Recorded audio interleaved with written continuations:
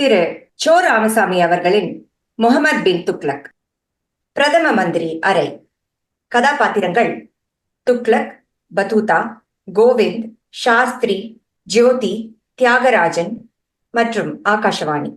நமது மந்திரி சபையின் முதற் கூட்டமாகிய இதில் கலந்து கொள்ள ஏன் மற்ற உதவி பிரதம மந்திரிகளை அழைக்கவில்லை என்ற கேள்விக்கே இடமில்லை. மொத்தம் 450 உதவி பிரதம மந்திரிகளில் உங்கள் 4 மட்டுமே அழைத்திருக்கிறேன். மற்ற உதவி பிரதம மந்திரிகளுக்கு கலந்து கொள்ள இடமில்லை. மற்றவர்களுக்கு இடமில்லை என்று கூறுவது மற்றவர்களை கேவலப்படுத்துவது போல் இருக்கிறது. இடமில்லை என்றால் என்ன அர்த்தம்? இந்த அறையில் இடமில்லை. மொத்தம் 450 உதவி பிரதம மந்திரிகள். எங்கு போவேன் இடத்திற்கு? நமது மந்திரி சபை முழுவதும் கூட வேண்டும் என்றால் ரெட்ஃபோர்ட் மைதானத்தில் தான் கூட்டம் போட வேண்டும். நேற்றைய மக்களுக்கு நன்றி தெரிவிக்கும் கூட்டத்திலேயே மக்கள் பாதி, மந்திரிகள் பாதி. சார் சொல்றது கரெக்ட் தான். நாம தானே குரூப்ஸுக்கெல்லாம் தலைவங்க. நாம வந்து கலந்துகிட்டா போதுமே. நமது தீர்மானங்களை இங்கு சரி செய்து கொண்டு பார்லிமென்றில் அவை நம் அங்கத்தினர்களால் சட்டமாக்கப்பட வேண்டும். இதுதான் நமது யோசனை. மிஸ்டர் துக்ளக், உங்க பிரைவேட் செக்ரட்டரி அனாவசியமா நம்ம கான்ஃபரன்ஸ்ல பேச வேண்டியதில்லை. He is after all a private secretary. You are after all a deputy prime minister. One of 450 deputy prime ministers. இது எங்கள் எல்லோரையும் கேவலப்படுத்துவது போல் இருக்கிறது. கேவலப்படுத்துவதற்காகத்தான் சொன்னேன். This is an insult. It was meant to be an insult. தாங்கள் ஏகாதிபத்திய பரம்பரையை சார்ந்தவர்கள் என்பதை நன்றாக காட்டுகிறீர்கள். நமது கூட்டணியில் பிளவு ஏற்படும், ஜாக்கிரதை. எப்படி ஏற்படும் பிளவு? என் இஷ்டப்படிதான் எல்லாம் நடக்கும். அதற்கு உடன்பட்டோர் உதவி பிரதம மந்திரிகள், உடன்படாதோர். நாங்க அப்படி சொல்லலீங்க. என்ன நீங்க உங்க விருப்பப்படிதான் எல்லாம் செய்வோம். எங்க அபிப்பிராயத்தை நடுநடுவே சொல்லலாம் இல்லையா? நான் கேட்கும் போது உங்கள் அபிப்பிராயத்தை சொல்லலாம். அதுபோதும், நீங்கள் கேட்கும் போது சொல்கிறோம். நான் கேட்க மாட்டேன். என்னங்க இது? எங்க அபிப்பிராயத்தை கேட்காம இருந்தா எப்படி? நாங்க பார்லிமெண்ட் மெம்பர்ஸ். உங்கள் அபிப்பிராயத்தை கேட்டு கேட்டுத்தான் நாடு அடைந்திருக்கும் நிலைமையை பார்க்கிறேனே. அப்போ நாங்க சொல்றதெல்லாம் கெடுதல் உண்டாகிறதா இருந்தா மக்கள் எதுக்காக எங்களையே ஒவ்வொரு எலெக்ஷன்ல தேர்ந்தெடுக்கிறா? அதுதான் எனக்கும் புரியவில்லை. நீர் எப்போது உமது கட்சியில் இருந்து வெளியேறினீர்? எந்த கட்சியிலிருந்து வெளியேறத கேக்குறீங்க? ஓ, தலைவர் அவர்களே, நீங்கள் எங்கள் அபிப்பிராயத்தை ஒவ்வொரு பிரச்சனையிலையும் கேட்டு நடப்பதுதான் நல்லது. இது குடியாட்சி ஜனநாயகம், சர்வாதிகாரம் அல்ல. குடியாட்சி ஜனநாயகம். ஒரே ஒரு சர்வாதிகாரி இருந்தால் அது சர்வாதிகாரம். கணக்கில்லாத பல சர்வாதிகாரிகள் இருந்தால் அது குடியாட்சி ஜனநாயகம். அப்படியல்ல. மக்களாக தேர்ந்தெடுத்து எங்களை இங்கே அனுப்பியிருக்கிறார்கள். மக்கள் முட்டாள்கள். எப்படி சொல்றீங்க? என்னையே தேர்ந்தெடுக்கிறார்களே. உங்கள் அனைவருக்கும் சொல்கிறேன், என் விருப்பப்படிதான் என் திட்டங்கள் நமது கூட்டணியில் நிறைவேறும். அதற்கு உடன்படுபவர்கள் கூட்டணியில் இருந்து கொண்டு உதவி பிரதம மந்திரிகளாக இருக்கலாம். விரும்பாதவர்கள் வெளியேறி சாதாரண எம்பிக்களாக இருக்கலாம். வெளியேற வேண்டும் என்ற பிரச்சனைக்கு இங்கு இடமில்லை. எங்கள் அபிப்பிராயத்தை சொல்கிறோம் என்று சொன்னோமே தவிர அதன்படி நீங்கள் கேட்டு நடக்க வேண்டும் என்று கேட்கவில்லை. நீங்கள் கூறப்போகும் அபிப்பிராயம் ஏற்கப்பட போவதில்லை என்பது தெரிந்தும் ஏன் அபிப்பிராயம் கூறப்போகிறீர்கள்? அபிப்பிராயம் சொல்லி சொல்லி பழக்கமா எடுத்து. உங்கள் அபிப்பிராயம் எப்பொழுதாவது எந்த கட்சியிலாவது ஏற்றுக்கொள்ளப்பட்டிருக்கிறதா?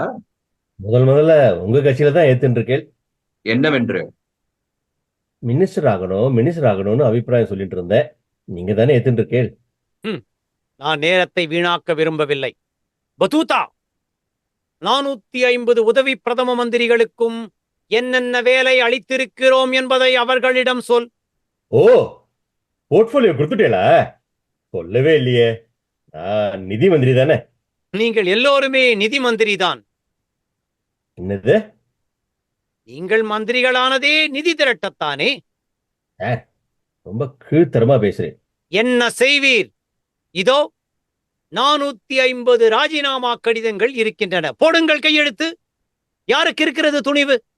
பதவியை துறக்கும் துணிவு உங்களில் யாருக்கு இருக்கிறது? போடுங்கள் கையெழுத்து. இன்று சொல்கிறேன், இந்த 450 ராஜினாமா கடிதங்களும் கையெழுத்து போடாமலேதான் என் மேஜை மேல் இருக்கப் போகின்றன. கோபத்தை ஏங்க கிளறீங்க? துக்ளக் சார், நீங்களே சொல்லுங்க, எங்களுக்கெல்லாம் என்ன என்ன இலாக்கா கொடுத்துருக்கீங்க? எல்லா இலாக்காக்களும் பிரதம மந்திரி முகமது பின் துக்ளக்கிடமே இருக்கும். நீங்கள் அனைவரும் இலாக்கா இல்லாத மந்திரிகள்.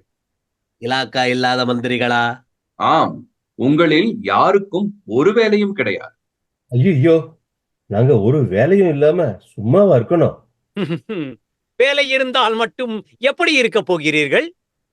அப்ப நாங்க மந்திரிங்கிற முறையில என்னதான் செய்யறது? அடிக்கடி ஏதாவது திறப்பு விழாக்களுக்கு போய்க் கொண்டிருங்கள். ச்சே, ரெண்டும் கட்டானா போச்சு. கோவிச்சுட்டு போலான்னு பார்த்தா உதவி பிரதம மந்திரின்னு சொல்லிட்டான். இப்போது பார்லிமெண்டில் நிறைவேற்றப்பட வேண்டிய தீர்மானங்களை கவனிக்கலாம்.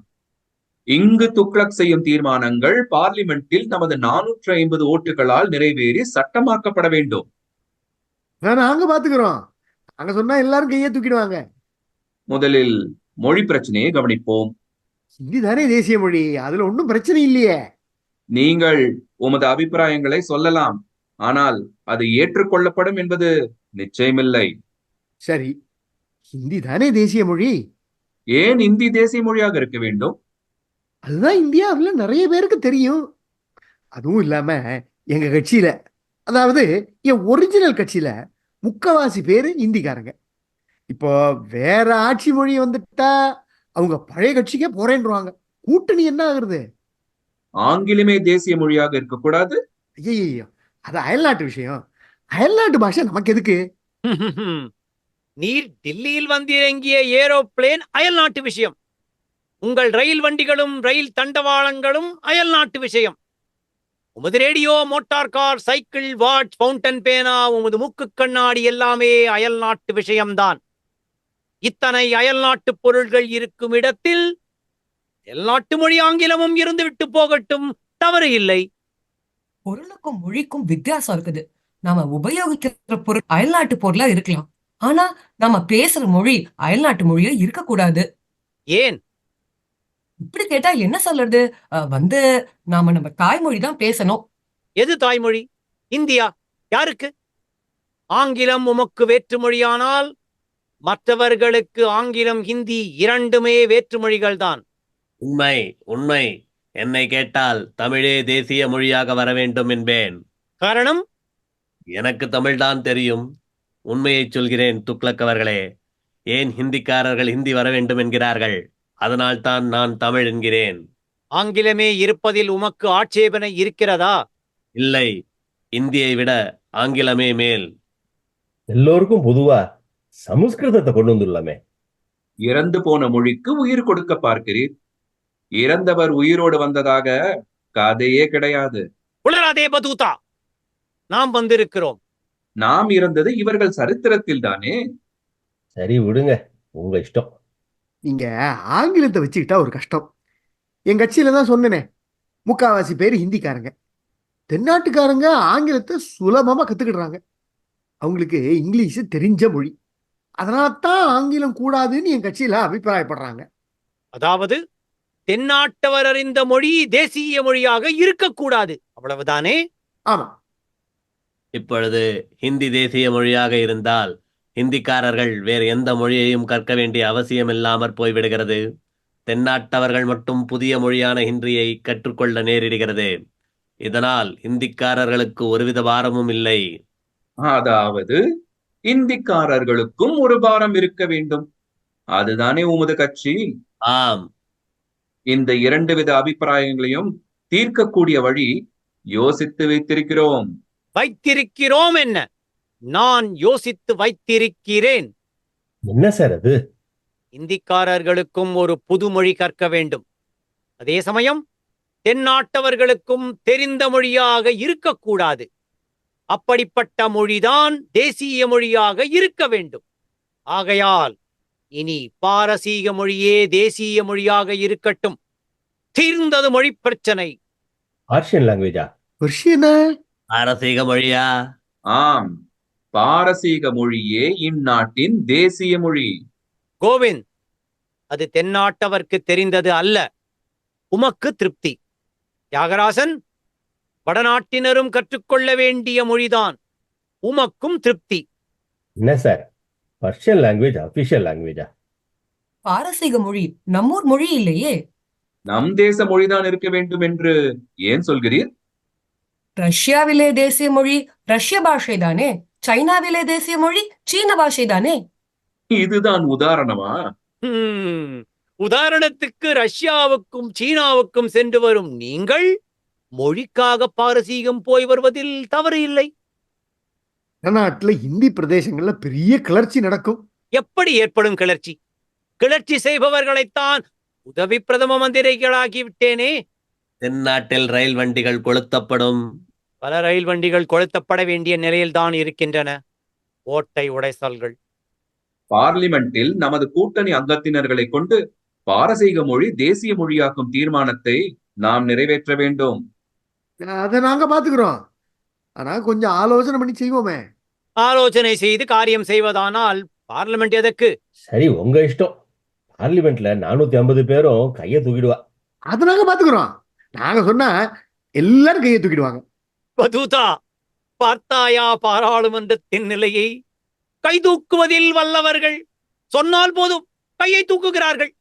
ஆயிரக்கணக்கில் மக்கள் தரும் ஓட்டை பெற்று பார்லிமெண்டிற்கு சென்று கை தூக்கியபடி நிற்கிறார்கள் traffic கான்ஸ்டபிள்கள். This is Delhi. The Prime Minister of India, Mohammed bin Tughlaq, will now broadcast to the nation. Please stand by for the announcement in Tamil. Akashvani Delhi. நமது பிரதம மந்திரி முகமது பின் துக்ளக் அவர்களின் விசேஷ உரையை இப்பொழுது கேட்கலாம். பிரதம மந்திரி முகமது பின் துக்ளக். என் அருமை தென்னாட்டு மக்களே, தென்னாட்டில் ரயில் பெட்டிகள் கொளுத்தப்படுகின்றனவாம். ரயில்கள் நின்றால் பாரசீக மொழி நின்று விடுமா? பாரசீக மொழியை நான் ரயிலேயா கொண்டு வருகிறேன்? தபால் நிலையங்களை உடைக்கிறீர்கள். தபால் வழியாகத்தான் பாரசீக மொழி வரப்போகிறதா? தபால் வழியாக கடிதங்களே சரியாக வருவதில்லையே. நான் எதற்காக பாரசீக மொழியை தேசிய மொழியாக்குகிறேன்? உங்களுக்கெல்லாம் அந்த மொழி மீது வெறுப்பு வர வேண்டும், அதற்காகத்தான். என் அருமை தென்னாட்டு மாணவர்களே, நீங்கள் கல்லூரிகளுக்கு போவதில்லை என்று கேள்விப்பட்டேன். முன்பெல்லாம் கல்லூரிகளுக்கு கிறிஸ்துமஸ் வெகேஷன், சம்மர் வெகேஷன் என்றுதான் உண்டு. இப்போதெல்லாம் லாங்குவேஜ் வெகேஷனும் உண்டு. தென்னாட்டு மக்களே, உங்களுக்கு ஒரு உறுதிமொழி அளிக்கிறேன். இந்த மொழி பிரச்சனை பற்றி சில மாதங்கள் கழித்து மீண்டும் நான் கவனிக்கிறேன். தற்போதைக்கு ஆர்ப்பாட்டங்கள் வேண்டாம், அமைதி நிலவட்டும். ஒருபுறம் சைனா, ஒருபுறம் பாகிஸ்தான், மற்றொருபுறம் நாகாக்கள். இப்படி இருக்க உள்நாட்டிலே வேறு எந்த குழப்பமும் கூடாது. தேசிய ஒருமைப்பாடு வேண்டும். தேசிய ஒருமைப்பாடு என்றால் என்ன? டெல்லி சொல்வதை மற்ற ராஜ்யங்கள் கேட்க வேண்டும். அதுதான் தேசிய ஒருமைப்பாடு. வாழ்க குடியரசு! ஜெய் ஹிந்த்! மன்னிக்கவும், ஒரே ஒரு விஷயம் சொல்ல மறந்துவிட்டேன். அடுத்தபடி ஆகாஷ்வாணியின் நிலை வித்வான்களின் வாத்திய இசையை கேட்கலாம். அறிவிப்பாளருக்கு எதற்கு வீண் கஷ்டம் என்று அதையும் நானே சொல்லிவிட்டேன். கடைசியாக நிச்சயமாக ஜெய் ஹிந்த்! மன்னிக்கவும், நான் பிரதம மந்திரி ஆயிற்றே என்ற காரணத்தினால் வானொலி நிலையத்தினர் ஒரு முக்கியமான விஷயத்தை சொல்லாமல் விட்டுவிட்டார்கள். அதையும் நானே சொல்லிவிடுகிறேன். இந்தியா, மலேயா, சிங்கப்பூர் ஆகிய எல்லா இடங்களிலும் மக்களின் பேராதரவு பெற்றது கோபால் பற்பொடி. பல்வியாதிகளை நீக்கி பற்களை சுத்தமாக பாதுகாப்பது கோபால் பல்பொடி.